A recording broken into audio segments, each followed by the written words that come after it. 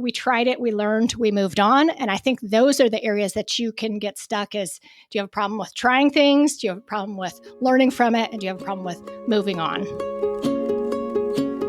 Welcome to Season of Stuck, the podcast that takes a deep dive into the all too human experience of feeling stuck. I'm your host, Deanna. And on this podcast, we explore all things stuck. How and why stuckness happens, what it feels like, how to learn and grow from it, and ultimately, how to get unstuck and move forward in an authentic, empowered way. If you are looking for insights, support, and community as you make your journey from stuck to unstuck, you're in the right place. Now, let's jump into today's episode.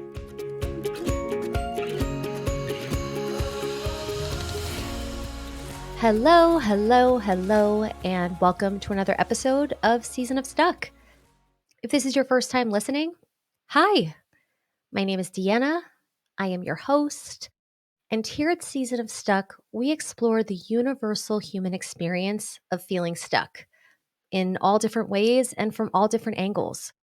So no matter how or where you're experiencing stuckness, my hope is that while you're here, you will find something that feels helpful, or at the very least, something that makes you feel less alone as you navigate whatever flavor of stuck you're currently in. And if this is not your first time listening, welcome back. I cannot overstate how much I appreciate you coming back week after week. Thank you so much for being here and for letting me be a part of your journey. So, before we jump into today's topic, I want to give you a little backstory, and more specifically, a little business backstory. Let's take it back to 2015. At the time, I was living in Los Angeles, which I loved, and was working as a recruiter, which I did not love. The job wasn't the right fit, the company wasn't the right fit, and I was feeling very stuck and stalled in my career. I knew that I didn't want to do what I was doing, but I also didn't know what I wanted to do instead. And that wasn't the first time I found myself in that situation. For years, I had gone through the same cycle. I would get a job, be super excited to be doing something new, hustle and work and excel for a year, maybe two. And then, inevitably, I would find myself burned out, disengaged, and completely certain that this job was not the right job for me. Rinse and repeat. Now, at the time, my mindset was always that the job was the problem. And so, in an effort to avoid repeating that same cycle, I would get a job that was completely different from the previous one. I worked at a digital marketing agency. I worked at a drug and alcohol treatment center. I worked for a skincare brand. I was all over the place. So finally, after getting stuck in this cycle again and again, I started to wonder if maybe the job itself wasn't the problem. And the problem was more that a traditional job just wasn't for me. By this point, I had proved to myself that I had what it took to be successful. So instead of feeling perpetually stuck in a never ending stream of jobs that I was fine at, but didn't really love, what if I put my time and energy into building something of my own, doing something that I actually enjoyed? And it just so happened that right around this same time, my then boyfriend, now husband, was also feeling like he was ready for something new in his career. So we made what felt like a crazy decision. We decided that the following year, we were going to take off on an extended backpacking trip. And in the months leading up to that trip, we were both going to figure out a way to support ourselves while we traveled. And that is when I started my entrepreneurial journey. While still in my full-time job that didn't feel like a good fit, I focused on building a business that would hopefully be a better fit.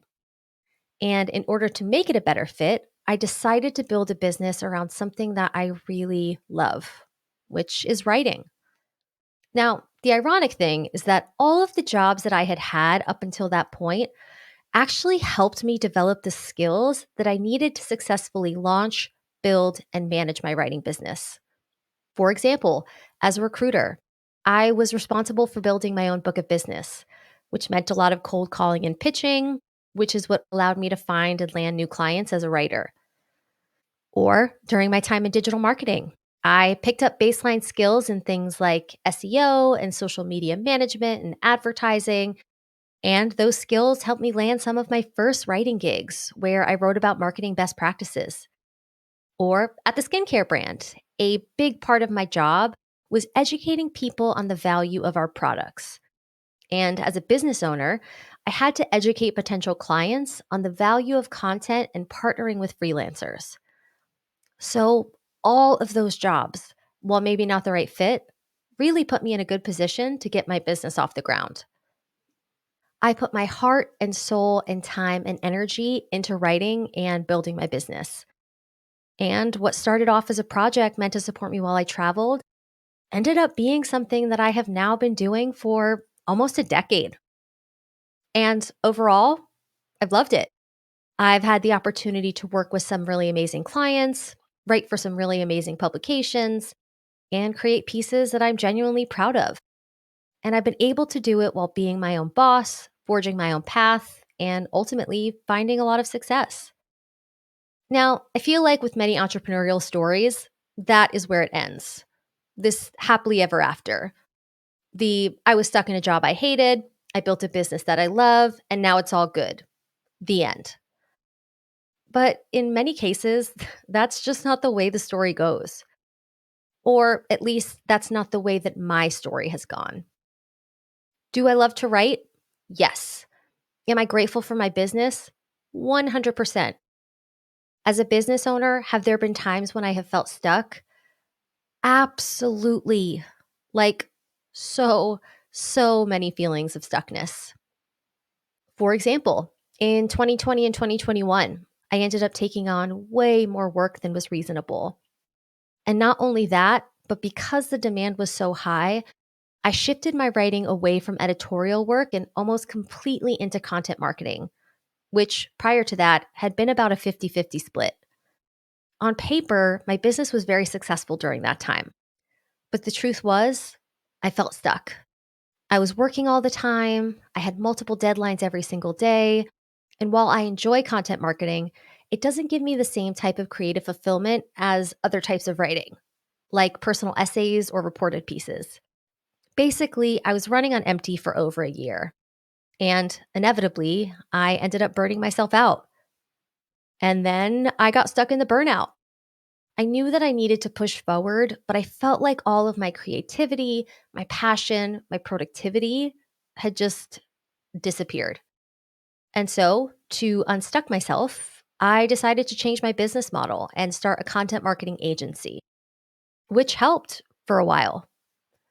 The excitement of starting something new definitely pulled me out of my burnout, gave me a sense of purpose, and helped me re engage with my business, at least for a little while. But then a few things happened. Number one, my industry changed pretty drastically. Budgets were cut, editors and even entire marketing teams that I worked with were laid off, and there was a lot of buzz around generative AI and how that could potentially replace writers in the content marketing space. And as those changes played out, there just wasn't as much work as there used to be. And so I had to pivot away from the agency and go back to doing everything myself. And number two, I realized that the agency didn't actually get me unstuck. It was a distraction from my stuckness, but it didn't address the real issue, which was that I wasn't as enthusiastic about my work as I once was. I had a strong desire to do something more creative, something more purposeful, something that not only was I passionate about, but actually helped and supported other people in a meaningful way. But I didn't know what that something was. In other words, my business as it once existed was no longer the right fit. But the business that I wanted to step into wasn't super clear yet, which is like the definition of stuck. And stuck I stayed for many months. I continued working on my writing while also exploring other things that I thought might be a fit.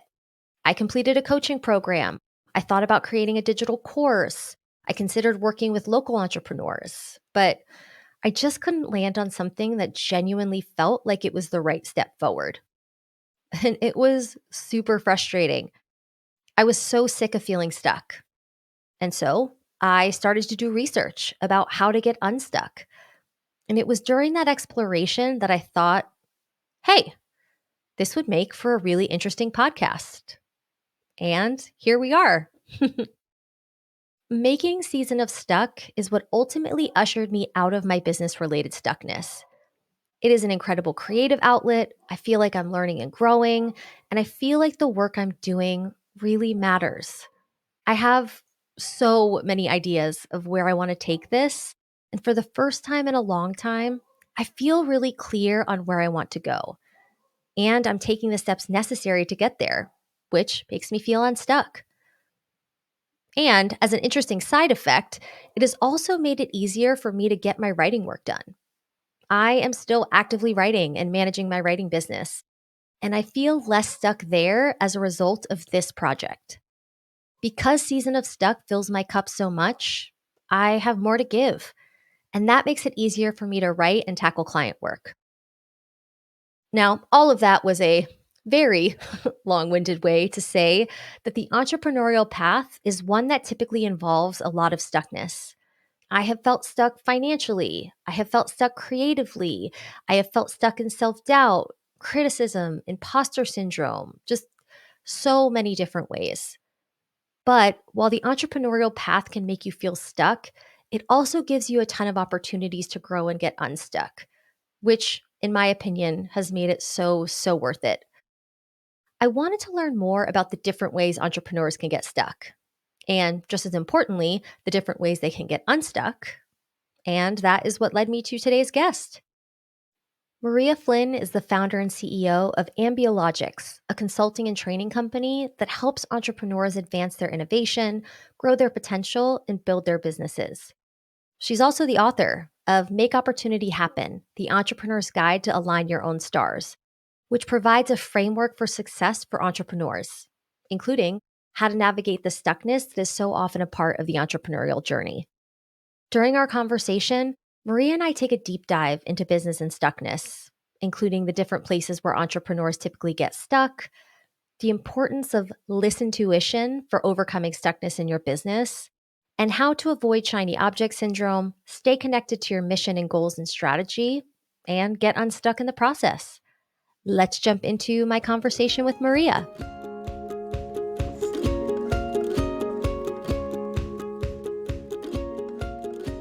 Maria, welcome to Season of Stuck. Thank you so much for being here.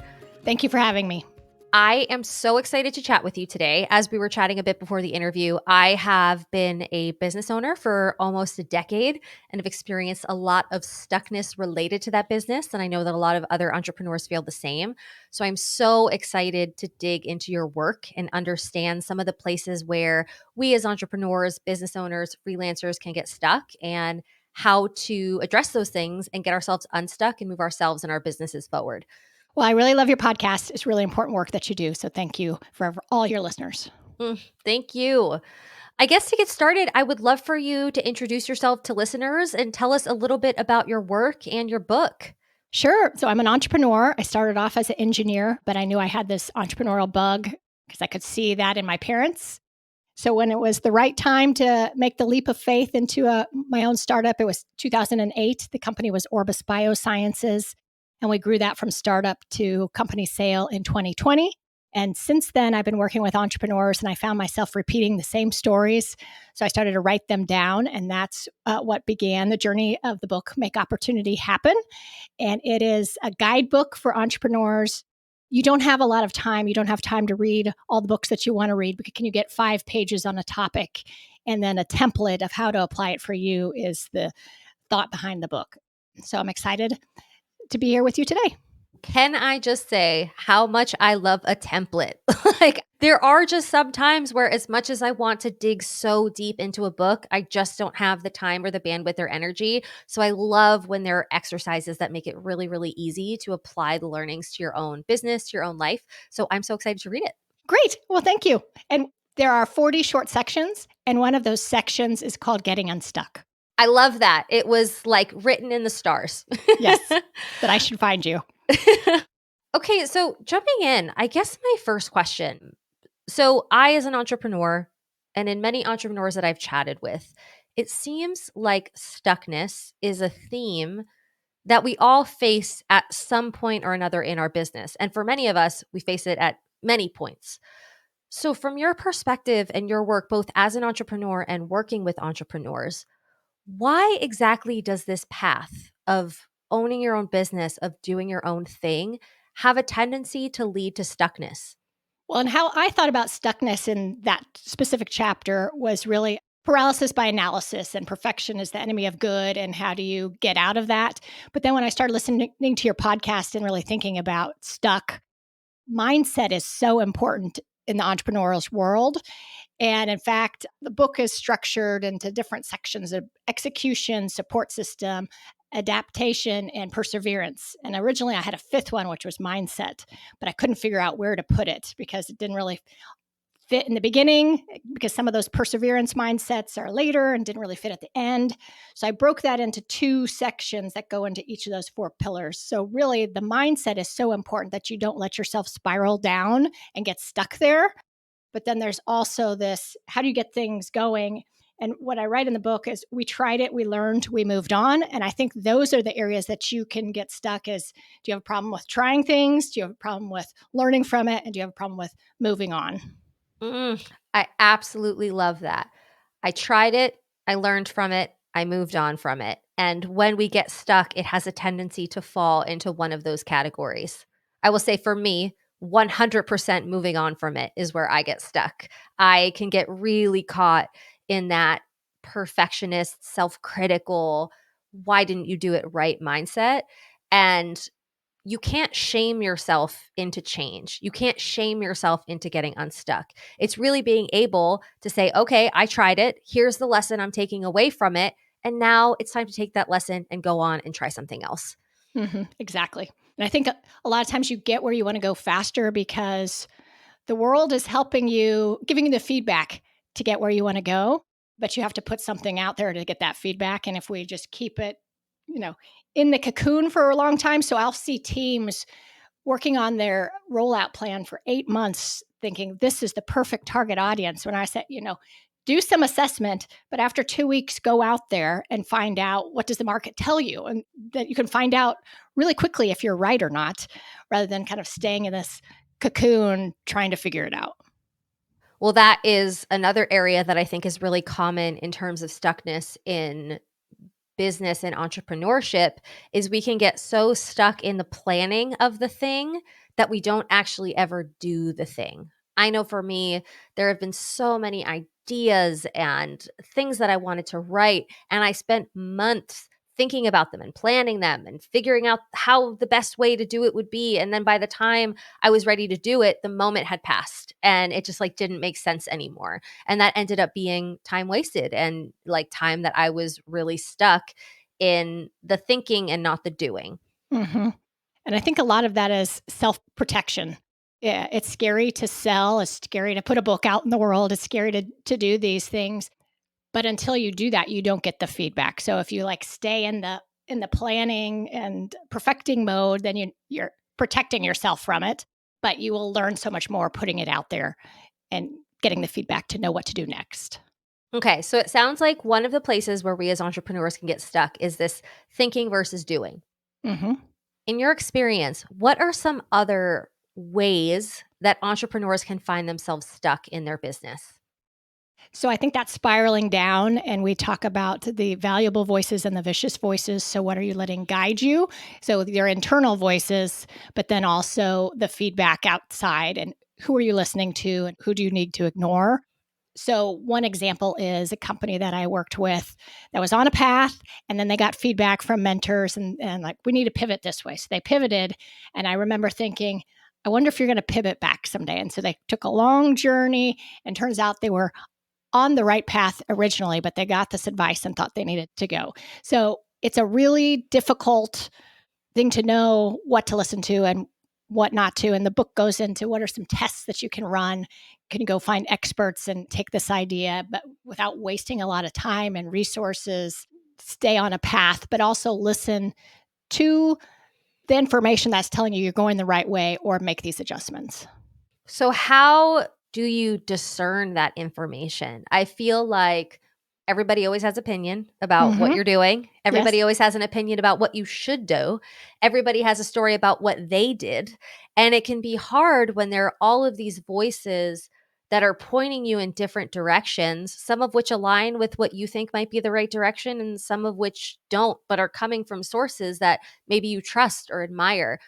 So if someone is stuck in that place where they're getting a lot of feedback from a lot of different places and aren't quite sure which of those paths is the one to take, like what are some ways that they can filter through the noise and figure out not only what feels true for them in their business, but what is actually going to drive results? I think at the core, it's really knowing what you're trying to do. And sometimes that shifts and it sounds very simple, but a lot of times you can get distracted on the press release or the shiny investment or whatever it is, where like go back to what are your guiding principles? What are you trying to do? But I think it's a fascinating question because a lot of times our biases come in and we can get bad advice packaged in something that looks like it's very credible. And then we can ignore advice from somebody that doesn't look like you normally would see that. Sometimes people will assess advice on how many times they hear it. But I've heard stories where, it was just that one voice that knew the answer and they ignored it because I only heard it from one out of 100. So that's where I think really being open minded and reflecting. 'Cause sometimes you have to be stubborn also to be an entrepreneur, but you got to be flexible too. And knowing when to be stubborn, you consider the source. Sometimes you're right. It is easy to stand on the outside and tell people what to do and know what to do. Sometimes we ignore things like they've been in our space and it didn't go well for them. And it's like we don't want to catch that. Whatever disease they had, we don't want to catch that. But a lot of times those can be really important voices, but you have to filter what is the gold in there and what is their baggage because they're bringing a lot of scar tissue and there's something to learn in there, but how do you kind of peel away the things that aren't useful? So, as far as how to bring this into something tactical, having a mentor or co founders or people with a sounding board of these are the things I'm hearing, how much time to put into this, or is it a rabbit hole? A lot of times those answers are inside of you, but having a place to lay it out will help you know what to do with that. And that is actually kind of like what my next question is. As you were talking, I was thinking, like, what role does intuition play in all of this? Because I feel like in many situations, including in business, you often have an intuitive feeling of what's going to work, what's not going to work, what you do want to do, what you don't want to do. So, what role does that intuition play? Is that something that you should follow because it's resonating with you? Is it something that you should think about following but question because you might have a wrong intuition? Is it something that you should just disregard altogether? Like, in your opinion and experience, like, what role does intuition play in moving businesses forward? And I call it listen tuition.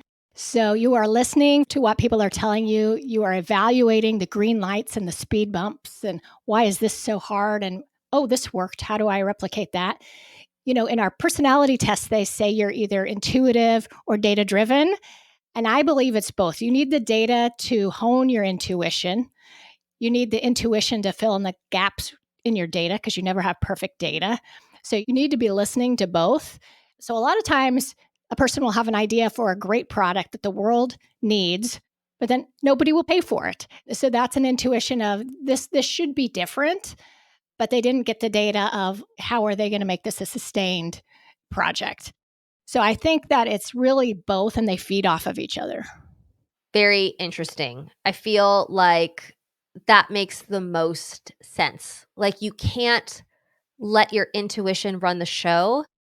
You also brought up, as you were talking, another area where I think we as entrepreneurs can get so stuck, and that is, you called it shiny object syndrome, which I think of as there are, whatever business, whatever industry you're in, there are so many potential avenues that you can take to build the business, to grow the business, to market the business, to find new customers.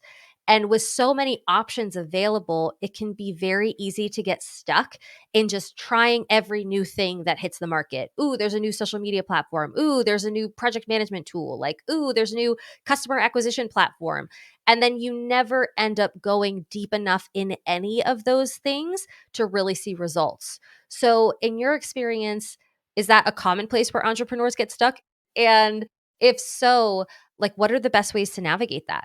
I think it's very common. And because what we do is challenging. So when things are tough and you see that over there, oh, maybe that's the answer. So I think it's really your brain fires up of, oh, go there. And then what happens is nothing gets across the finish line. So I talk about there's a fine line between having too many options and not enough.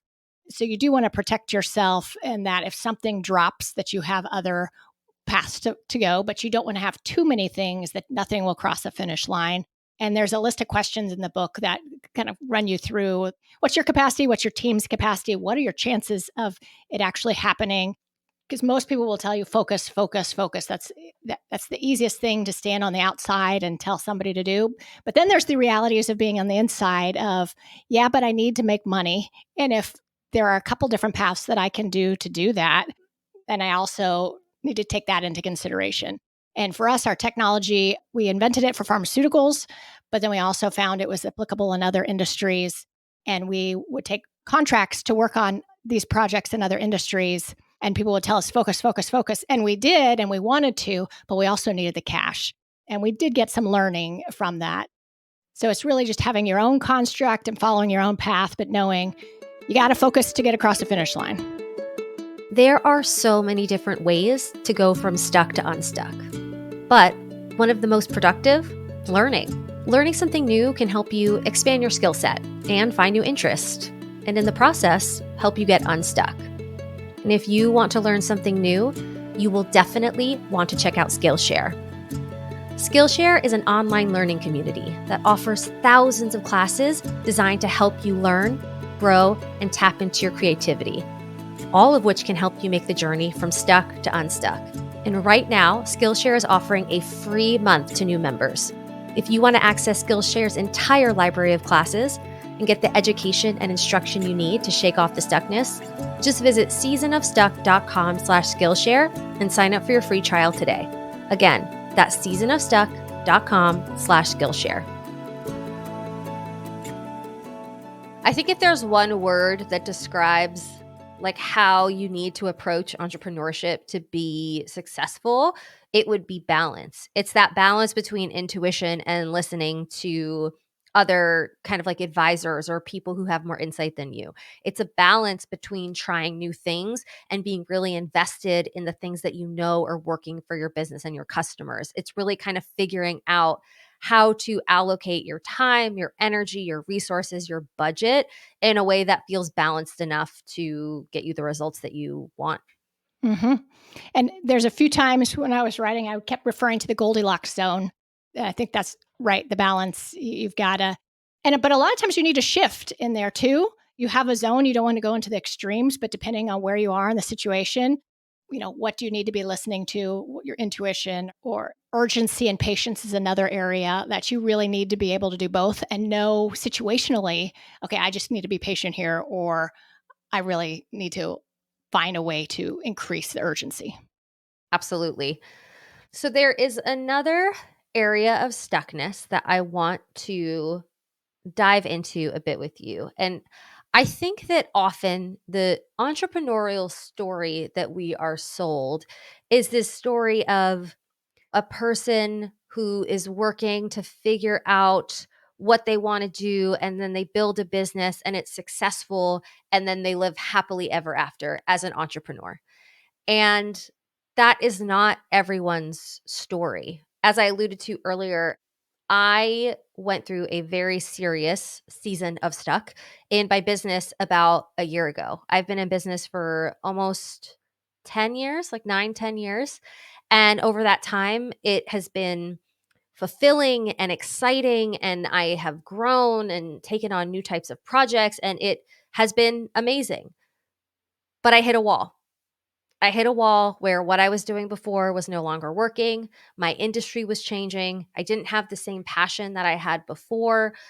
But I was really attached to this idea of, well, I built a business and that business is successful and I need to keep moving forward with that business to get my happily ever after.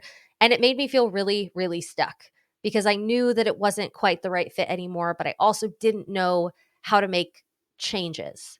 So for entrepreneurs that maybe are in the process of building something and are realizing that it maybe isn't the right fit, or who have built something successful and it isn't the right fit anymore, like how do they navigate that kind of stuckness?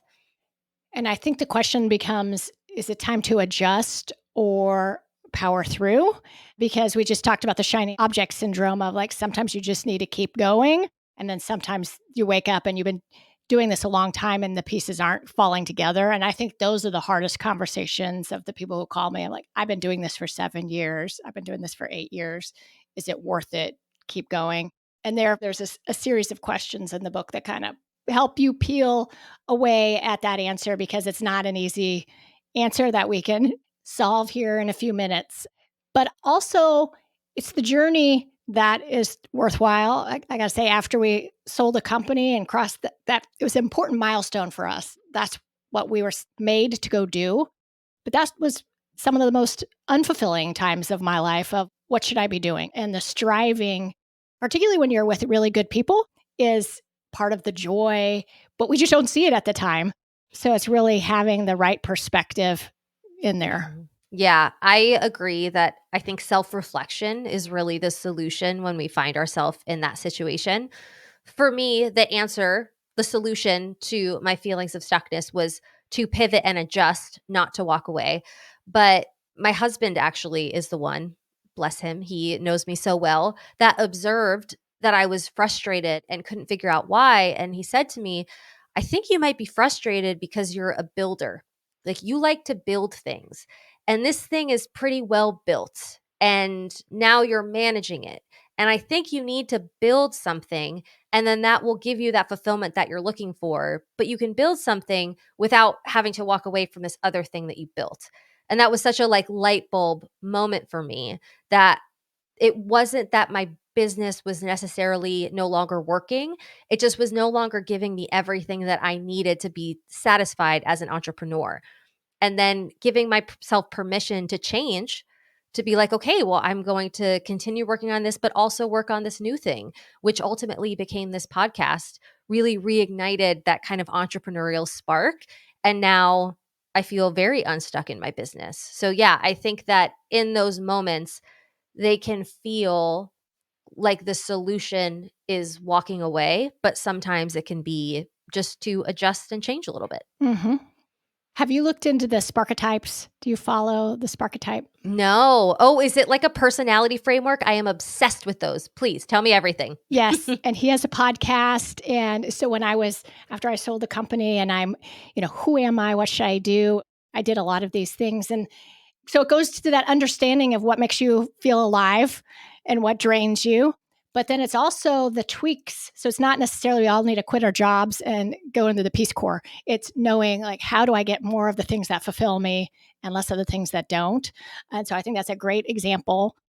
But I'd also say, how do we run little tests before we go all in the pivots so we don't pivot frenzy is something I think about of like, if I just do this or I just do that, and you're always searching. But how do you run the test? Do a couple podcasts, then that is what I need to fulfill that part of me.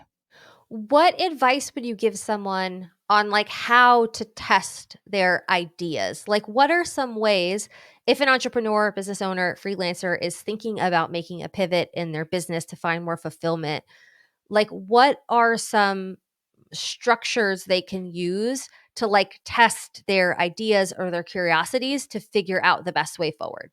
So I think in your example, it was more of an internal testing, but then also you wanted to deliver something that the world wanted. And so that's market research with focus groups or surveys or finding those reports that if I do this, how will it be received? So that's where the intuition and you're guessing, but you're also using data to help you. So if I can go interview 30 people, will it give me the data to know how to tweak it or to take the next steps forward. A lot of people don't do that hard work when it takes time, but it really can save you a lot of time because we get our minds and a lot of energy on some of these projects that take a long time, and then we see it, we have an assumption that's incorrect, and when we get down the road 9 months or a year, like, oh, that's my gotcha. So how do you run those tests early? And there is a section on market research of like, what are the methods that you can use to get some of those answers? I love that. So obviously, this is a podcast about stuckness, but it is also a podcast about getting unstuck. So if there are people listening who are entrepreneurs, who are blossoming entrepreneurs that are feeling stuck, I want to give them a few kind of like actionable tips for navigating that stuckness and getting unstuck. So I think first, what would your top piece of advice be for someone who wants to be an entrepreneur, wants to start a business, but feels stuck in how to do that? Well, and really that was the point of writing the book is could I be a friend walking with them, a companion? So learning from other people who have done it. I like to find people who are 2 years ahead of me because it's still fresh in their mind. And what did they do? What are the things they wouldn't do again? What wasted time and money? So find those people in your tribe that you can bounce ideas. You can get a mentor that's very seasoned, but you can also find mentors that are walking the same path as you. And whether it's weekly lunches, monthly Zoom calls, like getting like-minded people that are trying to do the same things and what are they learning, and really the support structure around you is incredibly important. These mindset tools are really important. And then so I am going to go to the get unstuck portion of the book. Yes, please. And the template there is really, it says, I am here, fill in the blank, and I'm going here, fill in the blank. So maybe you are doing this on the side, you're employed, but you have something on the side and you want to do this full time. And that's where you want to go. And then it breaks it down into essential, nice to have, and extra credit. So when we get into that overly planning and perfectionism, we need to have everything, but really helps you distill what do you really need to have to take that next step. And then start there and then add on as many as the nice to haves. A lot of the book is around execution and creating urgency and making things happen. So it gives you some ideas of how to really get that momentum going. And there's simple things, just put it on your calendar, assign a time limit. I'm going to do this for 2 hours, then I'm going to pass it on to you, and I'm going to make progress. Resetting our expectations. If you're going to quit that job and go on to the next thing, well, you might think I need to have $500,000 in commitments, but maybe, if you had 100,000 and a path, then it's a way to get started. Reducing your options. So sometimes we just have too many options and it just takes us, and they talk about consulting and the riches are in the niches. So really reducing how many things, and it's easier to decide and move forward. And if you decide, oh, I don't like that part, at least you're moving and you can adjust from there. I love all of those tips. I especially love the time limit tip because I feel like you were talking exactly to me. I can very easily, if I am not being structured with my time, spend like 4 hours writing and rewriting and editing and writing again, like an introduction to one article. Like I really have to be, okay, this is everything that I need to get done today. This is how much time I have to get it done. This is how much time I'm allotting for each thing, and I'm going to make it work within that time frame. Otherwise, it is very easy to get stuck on a single task and have that take up all your time, and then that can have a snowball effect and lead to larger overwhelm and stuckness. Wonderful. And would you say that all of that advice also applies to more seasoned entrepreneurs, or would you have a different piece of advice for someone who's a little bit further along in the entrepreneurial journey? It was written for early stage entrepreneurs, but I will have a meeting with someone. They'll say, this is too early for me. But then the things we'll talk about, I was like, oh, that's section 13 and that's section 26. And even I find myself like, I need to go read that section and take my own advice. We're always a work in progress on these things. So really anybody who wants to get things done, it applies for. And sometimes we just need reminders of, oh yeah, just do your follow-up routine. The older that I get, or the more that I come to know is true, is that sometimes going back to basics, whether that's in business or in life, is the most effective thing that you can do. I think that I'll speak for myself. I have a tendency to overcomplicate things in my business and in my life. And sometimes really peeling everything back and going to those basic foundational questions and solutions that worked really well at the beginning can really be supportive at any stage. For sure. And I think sometimes we have that person who can help us get the answer in our sphere, but we're so heads down trying to figure it out ourselves that we don't remember, oh, I should call Mike. And that's why I think going through these exercises and even if they're basic, having the list of people I'm going to call, because it helps. It's a crutch when I get there. I, oh, call Mike. And also, like with the community element, it's so helpful to have people that you can call for specific things to help you out of specific problems or specific stuck points. But also, sometimes it's just so great to have someone who gets it. Who you could be like, man, I am feeling really stuck. And for them to say, yeah, I've been there. I get it. It's hard, but you're going to get through it. And it's a lonely process. And sometimes you feel like you're the only one that feels that. And just knowing you're not the only one, that in itself helps. Absolutely. Maria, this conversation has been so helpful and so enlightening. You reminded me of some things that I already knew in my heart on how to get unstuck, but you also really gave me a huge amount of new tools to navigate stuckness in my business moving forward. So I know that all of the entrepreneurs that are listening are clapping away and feeling as grateful as I am.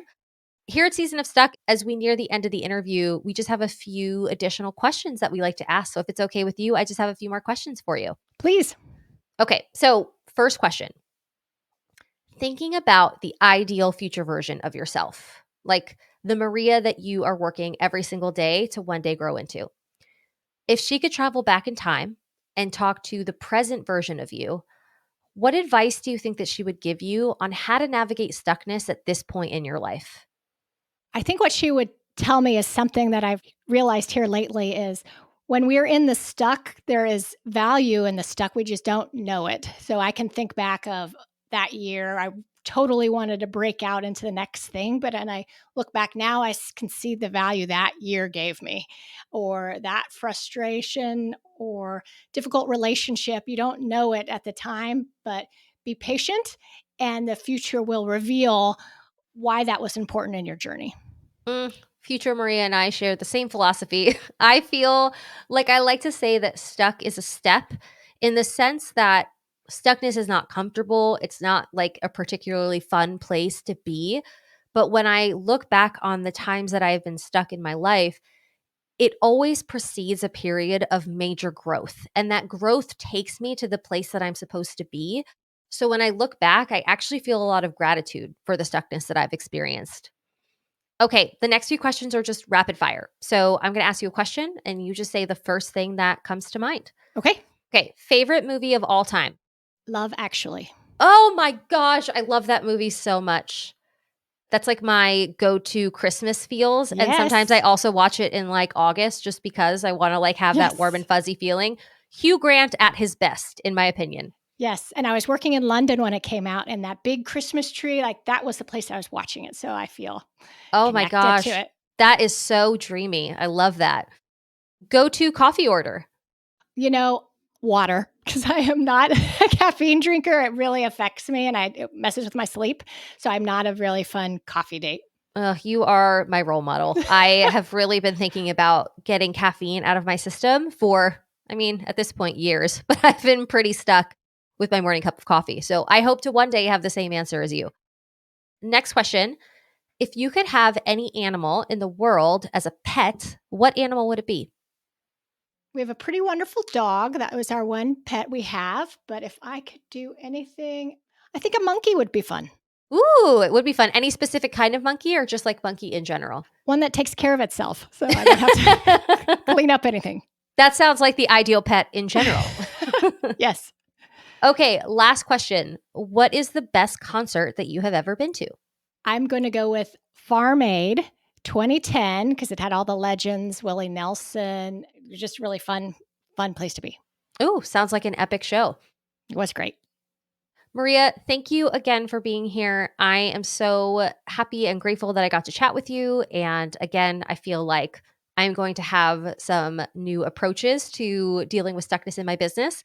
If anyone listening wants to connect with you, learn more about your work, or buy your book, how can they do that? They can go to makeopportunityhappen.com. There are free templates and resources there. The book is on Amazon, and they can connect with me on LinkedIn. Amazing. Thank you so much, Maria. Thank you. I appreciate you. That's it for today. A huge thank you to our guests for their incredible insights, and a huge thank you to you, our listeners. We know that there are so many podcasts out there to choose from, and we are just so grateful that you chose ours. If you enjoyed today's episode, consider recommending the podcast to a friend or family member that you think would enjoy it. And to make sure that you never miss an episode, subscribe on Apple Podcasts, Spotify, or wherever it is you get your podcasts. And while you're there, if you loved the show, please consider leaving a 5-star review. It plays such a huge part in getting this podcast out to a wider audience and ultimately supporting more people on their journey from stuck to unstuck.